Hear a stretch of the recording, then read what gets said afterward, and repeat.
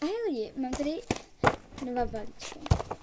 V jednom vím už co je v tomhle, to mi dávala kámoška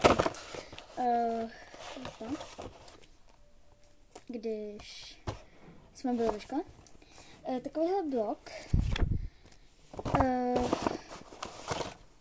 Pak jo, tohle jsem se tam hodila.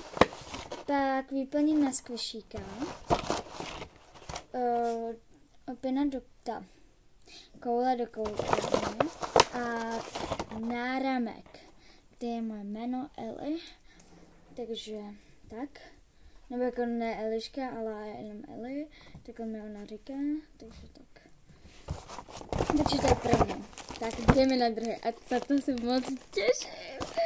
Jo, mám mít i, čekejte. Měla bych mít ještě jednou pro moji kámošku, jenomže ona mi dá peníze ve středu, to je moje kámoška. A dám to ty. Já to vidím. To je boží. Takže tady co mám bonbon, ale to nejlepší, nebo to není nejlepší, ale já jsem dostala přívěšek, tak od ní chci hodně kupovat, protože dostanu přívěšek. Tohle jsou lepky, které už mám, ale to nemá, aspoň budou další. Bombán. Takže, já to vidím. Ale pěkně mi to zabalili, ale jakože fakt pěkně. Takže já se vám ozvu, až to budu mít otevřené asi. Protože než se do toho dostanu, tak to taky bude stolot. Já jsem to tak trošku...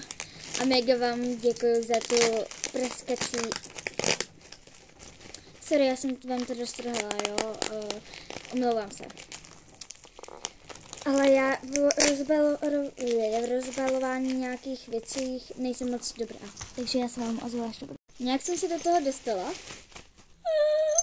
tady to je. Oj bože, v tom jsou výplně do ouška. Oj bože, já to zkusím má rovnou na sobě uzdečku. Taky to vyzkouším. Já se vám ozvu, až to asi budu mít, protože mě to bude trvat. Už to má nandaný a je to docela velký. Proto jsem jí tady takhle to. Ale jinak dobrý. Vypadá to takto. Vzadu to má hrozně veliký, ale to nevá, ale je to boží, takže doporučuji. Jako vlastně oni nemají